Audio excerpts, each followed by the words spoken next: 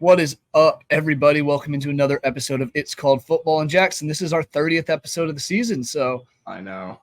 Done quite a lot, and it's been a great time so far, and we have a good episode coming up for you guys today. A lot of action over this past weekend, relegation battles all around. Focus for us this upcoming week, we'll be talking about all those three teams that are involved in fighting for that one spot of safety, so that should be exciting. But as far as last week goes, focusing more on the top of the table because there's some big matches, North London Derby, Liverpool, Man City, all that good stuff. But Jackson, how are you doing on this Thursday morning, I guess? I'm good. I'm like just over a week away from graduating college, so yeah, things are good. Things you love to see. You love the Sheffield Wednesday jersey as always, as I have to mention that for our viewers. Right. Jackson, Sheffield Wednesday fan after Arsenal, of course, but they're in a battle of themselves, so loose fan, but still a fan nonetheless. Oh, yeah, still rapping. But we'll get started with your other team, Arsenal, and they took on Tottenham over the weekend in the North London Derby, and man, a little nervy for you at the end. Little nervy at the end. David Raya decided that he wanted himself a game because I am still at a loss for what he was trying to do there. But before we hop into that, great start from Arsenal. Obviously, it's a Højbjerg own goal, but two corner kick goals. Arsenal, I think they're the most lethal team off corner kicks, so they continue that trend in this game. Kai Havertz got one, and obviously the Højbjerg one. And then the Saka one, I don't know if you thought that was a pen or not. I low-key kind of thought it was, but didn't call it. Saka took full advantage. So 3-0 start. Everything was looking great. And then David Raya, man. Even if he pulled off that chip, I forget who he was playing it to, but he was surrounded by like three other dudes. Not mentioning Romero and Richarlison. Yeah. Or if Richarlison was in at that point. I forget if he was. But Romero's the one who scored it. Yeah. And he just chipped it right into his chest. Easy finish. I genuinely don't know what he's doing. You're up 3-0. Why are you trying to be cute? Yeah, just play it safe and close out a game, especially one like this where one goal can get Tottenham back into it in a rivalry match at home. David Raya just looked like he forgot how to play for a second there, and it almost cost them. And it did change the game a little bit because as soon as that goal went in, the energy in the stadium picked up. Suddenly the Tottenham fans are completely behind their team. And they start coming forward in mass. And they get another chance in the 87th minute because Declan Rice tries to clear it, does one of those I always call those like rec league clearances where it bounces and you wait and then you just try to bash it as hard as you can. When he does that, kicks a Tottenham player, penalty kick, Son's not going to miss. No. So at this point, I'm sitting there like, oh my God, just in my bed. Just 3-2. If they came back, and it looked like for a sec, they were looking dangerous at the end. I was very relieved when that final whistle went. But what a game. What a North London derby. You usually get some exciting fireworks like that. And great result. Like, doesn't matter. You fell apart at the end. You got 3 points. That's all you can do at this point. So absolutely. Yeah. And, I mean, you got to mention that Tottenham had a goal in the first half when it made it 1-1, but Mikey van de Ven's goal was ruled off by VAR for offside. So that could have also changed things very early and gotten the Tottenham fans right back in it after an own goal 15 minutes in, like you mentioned. Massive 3 points for Arsenal. Tottenham, this is one they kind of wanted, because they're fighting for Champions League still. I want to say they've fallen to 5th place now in the table, just behind Aston Villa. 7 points behind. 7 points with 2 in hand. So it's now out of their hands. They need Villa to drop some points down the stretch, and they need to pretty much be perfect in their final 6 matches or 5 matches. So it's still all to play for Tottenham, but this one stings just because it's also the aspect that we talked about on last week's episode of they on a chance to upset their biggest rival who were hoping for the title, and wasn't the case. No, it was not. And I was about 95% certain that it would be the case. I think more Tottenham fans – well, I think I was looking at it now. Tottenham fans against City fans. More Arsenal fans want Tottenham fans to win against City now than Tottenham fans actually do. Yeah. They do not want Arsenal to win the title. So I was fairly convinced they'd come out and win this game. But 3-0, just like that, I mean, that's a great way to get the game started because then you can afford to make a couple mistakes like Arsenal did towards the back end, still get all 3 points. So massive for them winning on the road at this point in the season with everything to play for. That's huge. Did all they can do and move on to the game this weekend. Yeah, it's good result. Good to get the momentum still going, and it's going to be interesting to see what happens up next. But moving on to the another team in that title race that it's now looking like they're kind of out of it. Liverpool dropped points against West Ham, finished with a 2-2 draw, and man, Mo Salah was left on the bench. He had some words with Jurgen Klopp. It looks like things are kind of spiraling out of control for the Merseyside team. And Areola getting an own goal was fortunate for Liverpool, but you go down 1-0, come back, take a 2-1 lead. You expect Liverpool to shut it down. Instead, Antonio gets the equalizer. And great header. Yes, it was. And now Liverpool are all but out of that title race. Yeah, and the collapse has been calamitous in recent weeks. You had the Atalanta tie in the Europa League, and you've had all these Premier League games where they've just fallen apart. Because for a while, I thought Liverpool were low-key the sneaky favorites to win. They had the Klopp thing going for them. They were looking unbelievable in terms of their form. But then when it comes to the business end of the season, they've just completely fallen apart here. I mean, don't get me wrong. West Ham's a good team. They're on the road. But if you want to win a title, you got to go and you got to win those games. Oh, yeah. 2-2 in that.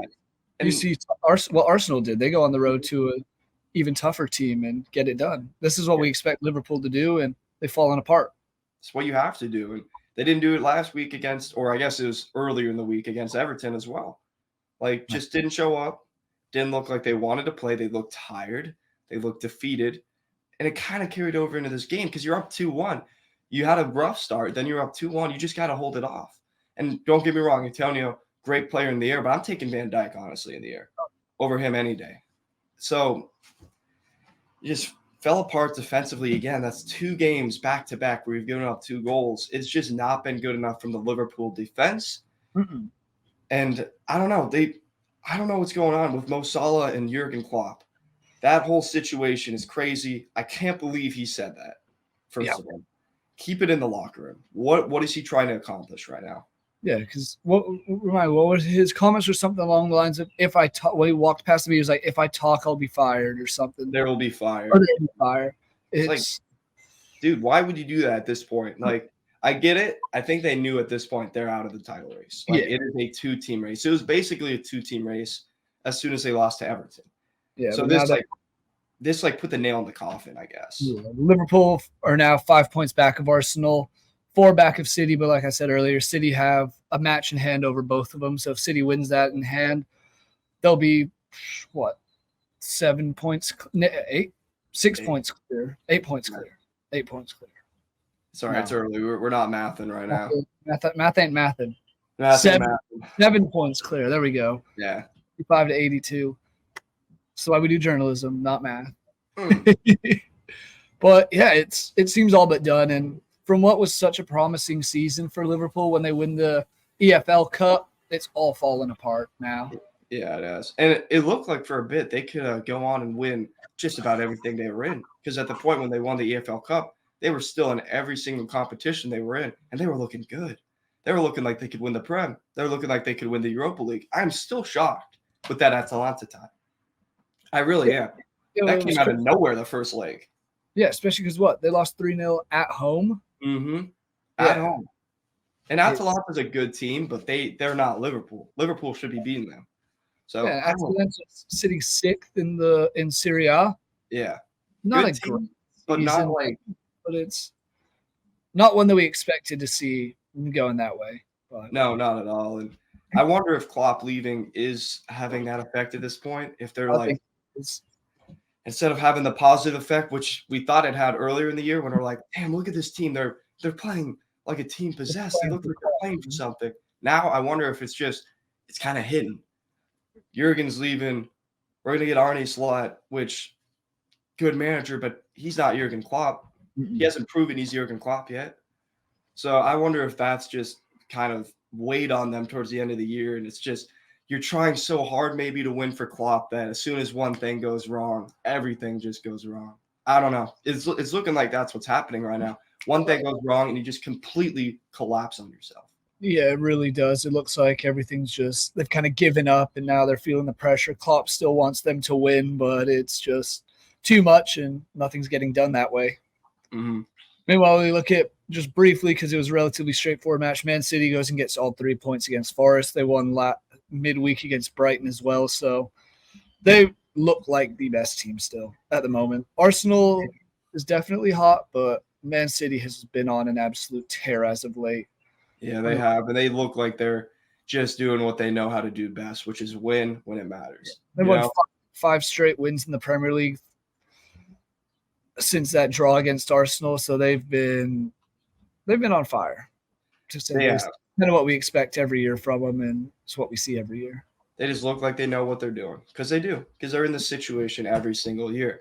Arsenal, this is the first time in a long time that they're close at the end of the season, because last year it was already done at this point. We had fallen off, whatever. The title race wasn't even really a title race after about mid-March. So, or early April, I think. So, yeah. They're still in it. It makes it much more exciting, but it's still has that inevitability feeling that Man City will get it done. Because Arsenal just needs them to draw. I don't see them drawing with anybody, even Tottenham away. Like, it will take a serious slip up. I don't know if Ederson's still hurt. I don't know if that'll maybe give Arsenal a glimmer of hope if Ortega's in there, more prone to making mistakes. But and you look at Man City's final fixtures outside of that Tottenham away match. It's home to Wolves, at Fulham, then the Tottenham match, then home to West Ham. I don't see them dropping points in any of those except maybe the Tottenham one. But it's that thing of, is Tottenham going to really show up to try and? But then they have the Champions League to fight for, so they kind of need to win. It's that weird storyline of, do they want to help Arsenal or help themselves? It's such a small club mentality, bro. Saying, I'd rather see Arsenal not win the league than make Champions League. You're going to make so much more money in the Champions League. Come on. Aim for it, guys. Please. Fight for it. Do something for once. Fight and win. Yes, please. As much as I want Villa, and I still want him, I really want Tottenham to win that game, which is crazy that I'm sitting here saying that. But it is. And that's what's the title in my lifetime that I can remember. I will, anything that needs to happen, let's make it happen. Oh, yeah. Team that is trying to find a way to get stuff done late is Burnley. They were down late against Man U, gave up a 79th minute goal to Anthony, and then they get a penalty at the 87th minute, and well-taken penalty by Zeke Amadoui, but gets a point. Big point for Burnley in this relegation battle, which we'll dive into shortly in more depth. But what do you think of this? Do you think Burnley still is in there with a chance? I mean, they definitely are. At this point, they have to be. They're only 2 points away. So they're right there. Obviously, goal difference is terrible. And you look at how they finished the year. Not great in terms of the next two games. You got two teams who are fighting for different European positions. Newcastle's fired up in the 7th thanks to Man U absolutely blowing it recently. So they've got a shot to hop over them and head into 6th place now. And then Tottenham obviously is going to be fighting for Champions League towards the back end of the season here. So they got to worry about that as well. But final day, they've got Forest. So if they can just keep it close, we could see some fireworks on the final day when it comes to the relegation battle, because it is close now. You got Forest with 26. And then, Burnley's at 24 and Luton's at 25? Yep. So you got all those teams right next to each other. It's going to be very exciting to see, but Burnley has definitely given themselves a shot. They might need a result, to be completely honest, in one of these next two games, just to make it seem a little more feasible, because Forest has chances of their own as well. Luton has chances as well because they play Everton later, and we'll talk about that here in a second. But they're in with a shot. And it was crazy because earlier we kind of just threw them by the wayside and we're like, oh, Burnley's going down. And all of a sudden, they're right there. They've got a very realistic shot at staying up. Oh, absolutely. I mean, you just look at their recent form. It's not necessarily like they're winning matches, only 2 wins in their last 8. But over that same period, they only have 1 loss. So they've lost once. They're picking up little by little, point by point, whatever they need to do to get this going and try and survive, which it's been really exciting. Had they beaten Everton or even gotten a point in that 1-0 loss, that would have turned things even more upside down. Mm-hmm. So it's one of those things that they've kind of come out and look rejuvenated after losing 5 of 6 before that. So it's very fun to see this Burnley side, and it's kind of curious to see what happens down these final ones, because you mentioned it last day of the season, Forest versus Burnley. That could potentially come down to win and you stay up. Simple as that. So my only big concern for Burnley is they do have a minus 32 goal difference, whereas the others are Luton's minus 29 and then Forest is minus 20. So big advantage there for Forest. They're going to have to beat them on points for sure. There's no way that this team is recovering a 12-goal deficit at this point. Yeah, and this is where I guess this past weekend could have been very helpful for Burnley, as if Forest played Man City and they only gave up 2 goals. This is what we predict, or I predict it would be like 5 or 6 goals, I think, 4 or 5 maybe, but that Forest managed to only allow 2, so it didn't hurt them that much. Yep. So it's going to be interesting, though. They definitely have a shot based off what they've done recently. If Vincent Company keeps them up, well done, because they look dead. So great escape. I would love to see it. It would be very, very fun to watch. I mean, we talked about it time and time again that we were like, yep, this is a battle for one relegation spot, because Burnley and Sheffield United are done. Burnley has done the impossible, it almost seems, and is fighting their way back to it. So we will see. And we'll get into more depth shortly after we touch on our match of the week, which this is pretty straightforward in my opinion. Sure, one of the teams has kind of fallen off and not really playing for much anymore, but Liverpool hosting Tottenham. We know all the issues going around with Liverpool. I'm curious to see how they bounce back this week, if Mo Salah gets a start or if he's off the bench once again. And I will just see how Klopp plays it out. And Tottenham, on the other hand, coming off that massive loss, they need 3 points here. Yeah, and I'm going to be curious to see, because let's not forget, Tottenham is playing today. They're playing here in just a little bit. Shortly. So they're going to have to hop right from that into this big game here. They've got nothing but big games to finish the year, which is kind of crazy. They've had Chelsea, they got Liverpool, and then they got City still coming up, and they just had Arsenal. Like, their back end of the season is about as difficult as you can hope for it to be. Absolutely, because Chelsea's at home today, and that won't be an easy one. They'll want to beat one of the London rivals, so it's going to be interesting because Tottenham it's just so brutal how the fixtures work. Sure, they have Burnley and Sheffield United in there, but that doesn't necessarily make up for the extremely difficult matches that they have. And I'm thinking this Liverpool one, it's going to be very, very difficult, because I think Liverpool's going to have to bounce back one way or another. I know they're pretty much out of the title picture at this stage. But anything's possible. We've seen crazier things happen. So we'll see.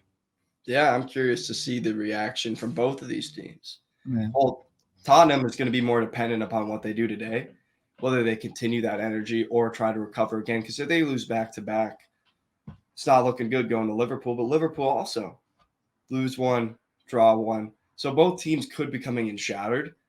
Tottenham still's got a little bit more to play for, so I wonder if that plays a part. But Liverpool, if you're them, you want to finish. You want to finish it off. You want to finish strong, just for Jurgen, you know. So I'm curious to see the reaction. I do think Liverpool will win 2-1 in a close game, but I do think you see some form of a reaction, some response to what just happened. I agree. I think Liverpool gets done. I'm going 3-1. I think Mo Salah will start this weekend. I think at this point he kind of has to if you want any hope, and I'm pretty confident in saying that he's going to score a goal. Oh, yeah, he's going to be pissed. Yeah. He's going to be pissed. So he's going to come out and play well and get a goal. Liverpool win comfortably, and Tottenham will be fighting for their lives again. Now that we know that England won't be, or the Premier League won't be getting a 5th Champions League representative. Going to the Bundesliga And Serie A each get 5. Valid. Those leagues have been more competitive, honestly, in recent years. Okay, Bundesliga this year has been a little bit more. Yeah, let's not forget what happened. I mean, last year was still competitive too, at least, but Serie A for sure, with what they've done in Europe and how competitive that league has been, definitely deserve it. And the Bundesliga as well, with Bayer Leverkusen rising.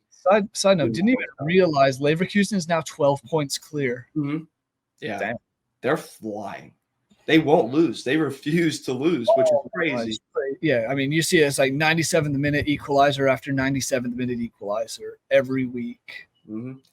Dude, he's got to be the most sought after manager after next season. Oh, 100%. There's no way he's not. Like, if I'm Liverpool, I'm pissed because he wants the Real Madrid job. You can just tell. There's no reason he'd be staying another year. But I mean, it sounds like Ancelotti's going to be up and gone after this upcoming season.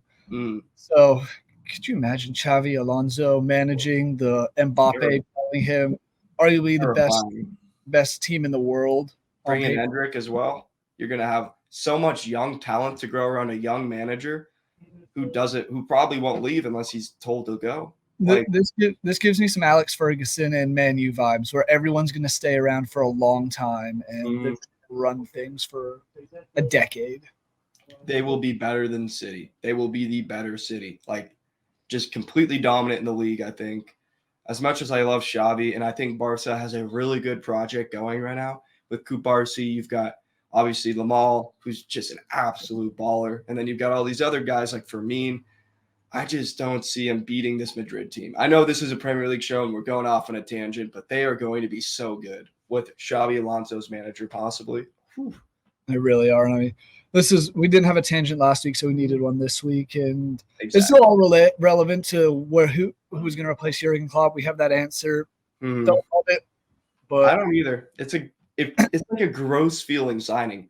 Yeah, I just don't feel like good about it if I'm a Liverpool fan. Like, it could work out well, but this just has mediocrity written all over it, and maybe we'll be proven wrong. But I just, with the club as big as Liverpool, you think you can go out and get someone who is already proven themselves, and maybe Arne Slot comes in and does. Not saying he won't, not saying it's not possible, but if you're in that, if you're looking for that new manager, you're hoping you get someone who's a little bit bigger, a little bit more experienced, and who's won some stuff. Because Jurgen Klopp, before he came in, he won some stuff. And he won some stuff in Borussia Dortmund. Yeah. So he was winning at a top tier league, whereas Slot has won. He won a cup this year for Feyenoord, and he won the league last year. He won the leagues. So he's got some stuff, but it's nowhere near as big as Jurgen Klopp leading teams to the Champions League, not necessarily winning it, but winning the Bundesliga. And that was the last good Dortmund team we saw, pretty much, was under Jurgen Klopp. That's a really good one, yeah. That team. We won't go off on another tangent, but that team was good.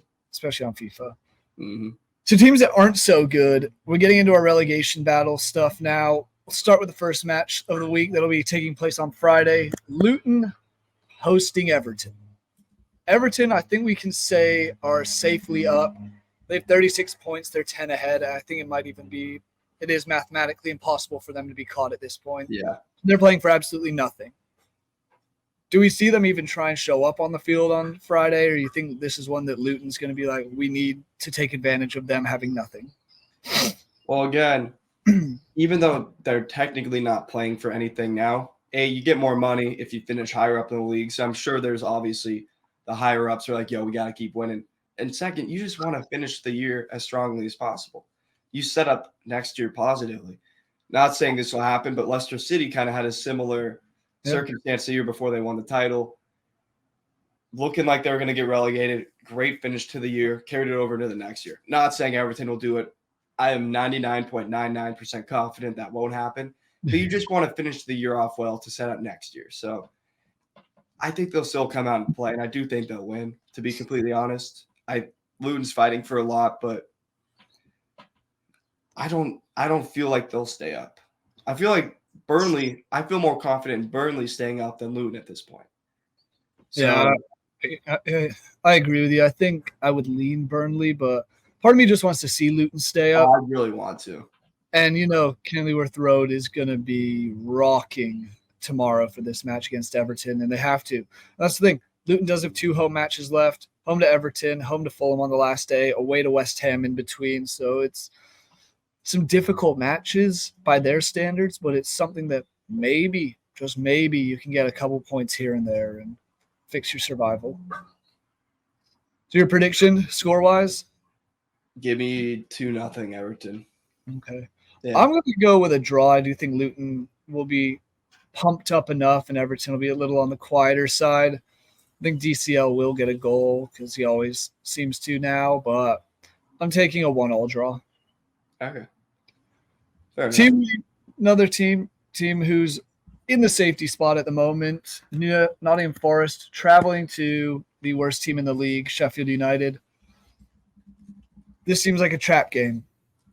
For Forest. I'm still going to pick Forest to win, but I'm not confident at all. I think this is one that Sheffield United could be like, we can go and play spoiler a little bit at home. I think they'll come out motivated because they have nothing to lose at this point. Yeah, they're already out. So at this point, you're just playing for pride. Trying to get as many wins as you can at this point before you head back down to the championship. But I think Forest is going to get it done, because Sheffield United is without a doubt the worst team in the Premier League. And Forest has something to play for. So I think they're going to ride off that energy. It's not going to be a pretty game. I think United does get a goal. Give me 3-1 though, Forest. I think they will come in and they will take care of business and get it done. But I still think Forest backline and defense is absolutely atrocious. They will concede. Yeah, I'm going 2-1 Forest for that same reason that I think they won't get a clean sheet. I think it'll be a pretty dominant one-sided match by Forest, and I think they'll go up 2-0, give up something scrappy late on. That it's just one of those defensive collapses. Then ball finds the back of the net. So there's that. And the last one of the relegation battling sides, Burnley hosting Newcastle. I think this is where we see another loss for Burnley. Newcastle hasn't been great by any means this season, but they're still a far better side, and I think they do get it done against Burnley. Yeah, and Newcastle is fighting for that sixth place. Yeah. So, and they're right there now. I think they're 1 point back. I don't know if they have a game more played than Man U or they're even on matches played, 1 point back, but they have 18 more goals in terms of goal difference. So yeah, massive difference there. If they can just get level with Man U, they'll jump them. So, I mean, realistically, they'll win this game, I think. They're the better team. Burnley, good run of form recently. They've gotten themselves back into it. But I don't think this is the one where they get the points they need. I think Newcastle's going to be ready to go. I think they're going to be fired up. And when Newcastle's on, they're on. Alexander Isak, I think, is one of the best forwards in the league to be completely that shouldn't even be an argument. He's unbelievably good. I think he gets himself not 1 but 2, and I think they win 3-0. Alexander Isak's the kind of guy we've talked time and time again about Arsenal's need for a true number 9. A guy like Alexander Isak would be perfect. He'd be awesome. The money though for him, I think, would be outrageous. No, they're going to ask a lot for him because he is very good, and I agree. I think he does get at least 1 goal. I think Callum Wilson might get on the score sheet as well. But I'm taking Newcastle. I'm taking them 3-0. I think they win comfortably. Any other matches you want to touch on at all before we just kind of hop into our previews and predictions? Relatively shorter episode today. I have to get off and go do some stuff in a little bit. So no, let's just hop right into it. Sweet. We'll skip the Chelsea-Tottenham one because this likely won't be out before that match happens. Luton, Everton, we've already done. Saturday morning, 7:30 Eastern time, we get the slate started. Arsenal hosting Bournemouth. Yeah. Give me Arsenal. Give me Arsenal. Bournemouth good, though. Don't sleep on them getting a result here. I think it'll be 3-1. I think Bournemouth do get on the score sheet somehow. I like that. I'm going 2-1. 2-1. I like it. Brentford, Fulham, because we have 3 matches at that 10 a.m. slot. Eastern, Burnley, Newcastle, Sheffield United, Forest. We already mentioned those. So Brentford, Fulham, battle of mid-table mediocrity. Yeah, battle of mid. Give me Fulham. I still like Fulham more than Brentford. I don't think Brentford's very good. They've been so disappointing since Ivan Toney came back. Give me Fulham. Give me 2-0. Every time I'm like, Fulham's going to get a result this week, they get battered somehow and look just atrocious doing so. As much as I want to pull for Fulham in this one, they've shown me no reason to. I'm going to take Brentford. I'm going to take an ugly 1-0 win. All right. which could very well be a 0-0. It's kind of that's the It side. could be that kind of gross. Yeah, Like, why am I watching this kind of game? Yeah. exactly. Final game on Saturday: Man City hosting Wolves. We've seen it before. Man City 2-0. 2-0. That seems like a good little little score line for them right now. They get the 2, don't have to worry about anything else. Give me 2-0. And on the terms of City, is there any chance Phil Foden can catch Erling Haaland down the final 3-4 matches? In terms of goals? He's got 5 less goals. Do you believe in it? Do you think some crazier stuff could happen? Nah. Haaland, I think, adds a couple more as we get going towards the end. The ones who would have a shot, realistically, are Watkins, Isak, and Palmer. Maybe Palmer with how he's been playing. Maybe Isak. I don't think Watkins will. But I think Haaland gets a couple more. He wins it again. Yeah. Despite being out of form, I think he wins it again. Which is crazy. That's a whole nother conversation. But continuing to Sunday, 9 a.m. we start. Brighton hosting Aston Villa. I kind of like Brighton. At home, I kind of think that they'll be able to get a result here, whether it's a win or a draw. I'm going to lean towards a win. I think Aston Villa are going to just mess this one up for some reason. They need to get something because they haven't had anything going positively for them in a while. I think, was it 5-6 games since they've last won? Because they had draw with Brentford, draw with whoever it was, Everton or Burnley. I'm spacing. Just a lot of bad results and a lot of losses. Now, they've been against good teams like Arsenal, City, but then you lose 3-0 to Bournemouth, who's basically the same team as you are. So they've been really bad recently, and I don't know if that really gets any better here. Villa, again, fighting for their Champions League lives. I think Villa's going to pull it out. It's going to be a close game. I'm going 1-0. But I do hope we see Brighton kind of figure something out because the way they're finishing the season right now is absolutely atrocious under De Zerbi. Oh, it's not been a good finish for Brighton. I just think Aston Villa has a lot of other stuff going on this week. They play Olympiacos in the Conference League semifinal today and next Thursday. And this Brighton match is kind of tucked in between. So it's one of those things that I think their focus might be off a little bit, or players might be fatigued playing a different lineup, and we'll go from there. But I am taking Brighton. You're taking Brighton? Yeah. I'm going to go 2-1. It's going to be scrappy, but I just have a feeling that Aston Villa's focus is elsewhere. Chelsea West Ham, one we were thinking of talking about, another London derby. I have absolutely no idea. Neither do I. I'm trying to think here. To me, it depends on if Cole Palmer's playing or not. Yeah, if he's in form. Yeah, I don't know if he played this past weekend. He did. He didn't score, though. Against Sheffield? Yeah, he did play. Okay. So, he is back. Give me West Ham. That's where I'm. Give me West Ham. Because if West Ham even wants to stay ahead of Chelsea, they need a win here. Because Chelsea's 1 point back, two matches in hand.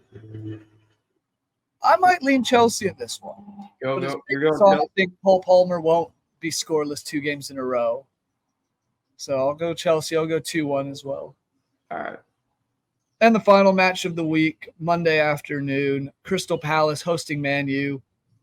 Fly, Eagles, fly. I actually like Palace in this one. I think they're going to get the double this year. I do too. I'm going 1-0. Yep. Exact same result, which would give them the double over Man U for the first time in God knows how long. Maybe ever. It really might be. Because the way I'm looking right now, it's been a long time since they've won multiple matches against them. Yeah, I don't even think they ever have. So there we have it. Jackson, any final thoughts on this week's episode? I know it was shorter, but no, I think we got down to brass tacks real quickly. It's probably a good thing. We're not going off on all our tangents and stuff like that. Leicester City back up, so shout out to them for winning the league. But if you're nervous about Arsenal's racing, oh yeah, final game for Leeds in the championship this season is this weekend. Come on, Huddersfield against Ipswich, and come on, Leeds. There's no way Huddersfield. There's no shot. There's no way. Maybe a draw, but I don't see a win. They're so bad. But the thing is, a draw. Ipswich only needs a draw to get promoted. As we fell apart rapidly. 1 win in our last 5, 4 points of last 15 available is not good. No, it's not at all. Especially when you're playing not great teams. And one can hope. I'll be up 7:30 Eastern time. I will be getting rowdy bright and early. Yeah. Jackson, thank you. It's always a good time. Thank you guys, the viewers, for watching. Make sure you stick around. Check out next week's episode.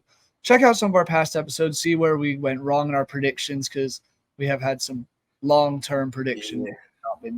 Not been great at times. But, hey, make sure you subscribe so you catch all the other Vendetta Sports Media action. Thanks, y'all, for watching. See you next week.